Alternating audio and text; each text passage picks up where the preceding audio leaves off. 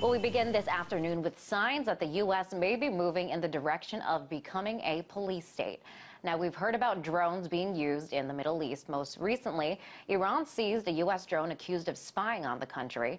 But now reports that Predator drones are being used on American citizens on U.S. soil.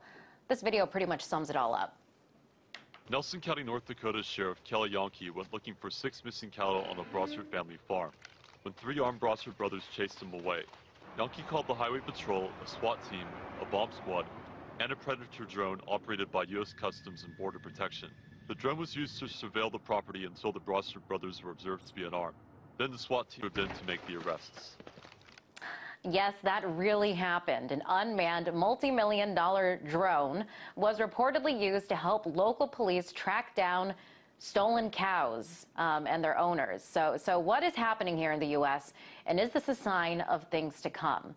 The always outspoken radio host Alex Jones is here now to help dig deeper into all of this. Alex, why in the world are local police in North Dakota using a drone to track down U.S. citizens? Well, that's because this is their prime enemy and prime target. Our country has been taken over by Goldman Sachs, the same folks that have taken over Europe. They publicly are setting up a system where the entire military-industrial complex is used against the people, and in the internal law enforcement manuals that I've gotten from law enforcement in the last decade, but especially in the last few years, none of it is about al-Qaeda that our government's given control of Libya to. It's all about land rights activists, Second Amendment activists, property rights activists, and now under the Department of Defense, there's the Rural Affairs Council and the 10 Governors Council, and in the training, and this is public, it is all about having an all-out civil war with rural populations who aren't going to give their property up under the Rural Council.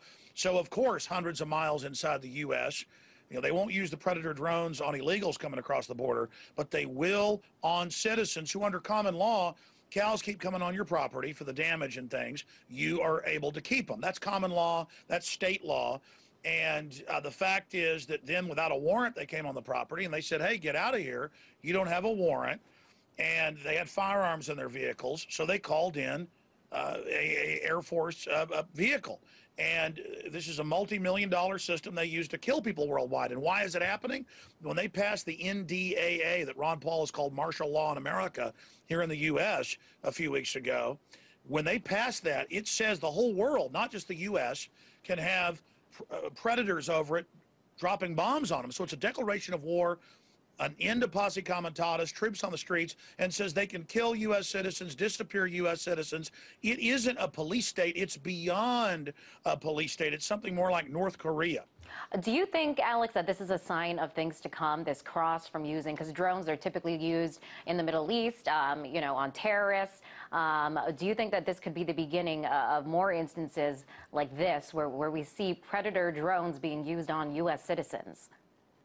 Yes, Northcom, based in Colorado Springs, Colorado, is the real government, and the United States is a battlefield for at least a decade. They're just announcing now what they always planned. I mean, I knew 9 years ago we were going to have TSA checkpoints. People laughed, but I watched C-SPAN. I read the documents. I made them public. Now they have TSA checkpoints with the Army and Marines in states all over the U.S., and you pull up in the middle of the countryside, and there's highway checkpoints with cops dragging you out of the car under the orders of TSA.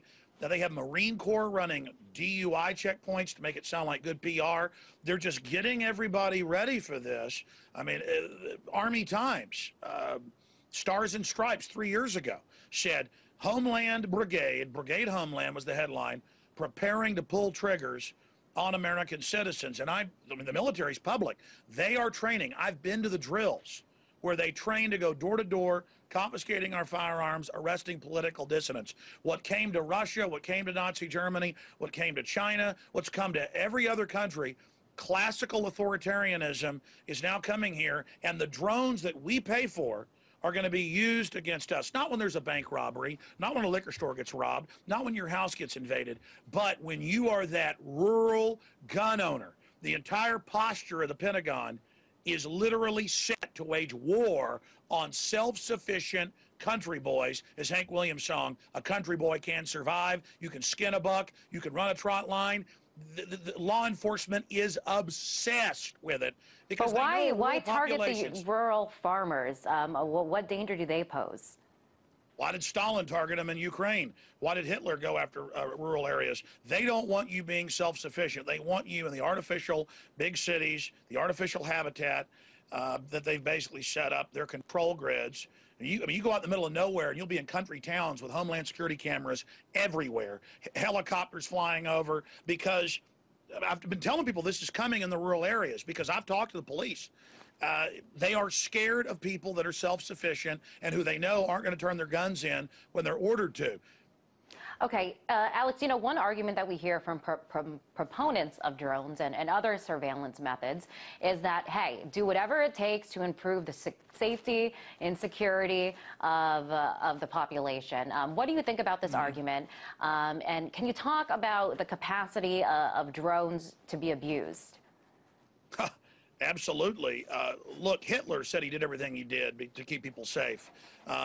Fidel Castro does that. Pol Pot did that. I mean, in every case, tyrants always claim it's to keep you safe. But as the founders said, like George Washington, government is like fire, a dangerous servant, a fearful master. Government is...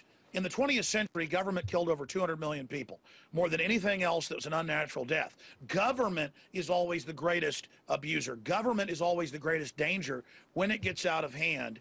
And we told everybody this was coming. We told you highway checkpoints. We told you into posse comitatus military on the streets. We told you TSA groping you in body scanners. And people never believed it. All of it is now going to come. You notice the militaries are lining up against each other worldwide. You notice Iran's threatening to shut off the Strait of Hormuz. You notice there's staged revolutions going on everywhere. This is the banker takeover. Look at Europe. They admit a banker occupation with the countries all waiving their rights and signing it over to Goldman Sachs, who runs it. I mean, this is worldwide tyranny. Our military's been hijacked. Our police have been hijacked. Our state governments are now under federal control. America has turned into the evil empire, as Ron Paul has pointed out. And we're only going to get our republic back by admitting how much tyranny we've gotten into. The great threat is this tyranny, and the banks are getting ready for runs on the banks. They're getting ready to take the pension funds, just like in Portugal, just like in Greece. And so they're gearing up to use this paramilitary force, because if they don't, people like John Corzine, who's billions of dollars have now disappeared from MF Global, and he won't say where it went, he's going to go to jail like Bernie Madoff. The president, Eric Holder, who on record's been caught perjuring and shipping guns into Mexico. Ron Paul today on my radio show said it's criminal what happened. It's a false flag. They're all going to prison if they don't set up martial law. And I hope the world understands that. This isn't a game. These criminals are going to try to bring in total tyranny, because if they don't, they're all going to prison. Very passionate and fascinating arguments coming from you. I do want to ask you why you think some people dismiss you as a conspiracy theorist. I mean, you warn people of things. Some of them have come true, but we do continue to hear this criticism. Why do you think that some people do dismiss you as a conspiracy theorist? When my grandfather was in a B-17 and a Liberator, he was in both those bombers as a pilot in World War II, they said when you're over the target, you get the flak. How did they know they were over the target? Because the flak was coming up. Okay, I've got flak, Nightline, you name it. All these, Rolling Stone magazine, MSNBC, all attacking me because I'm over the target. I've been to the urban warfare drills. I'm sent the secret documents by patriots inside the government. I know what's coming. I know about FEMA now staffing the FEMA camps. That's admitted with Kellogg, Brown, and Root of Halliburton. And so conspiracy theory is just a way to say, don't listen to what he has to say. And it's not working anymore. And so all I beg people to do is to look into the information we cover at Infowars.com for themselves and decide and research, do you want the next phase of this to come into view? Alex, pleasure to have you on the show as always. That was radio host Alex Jones.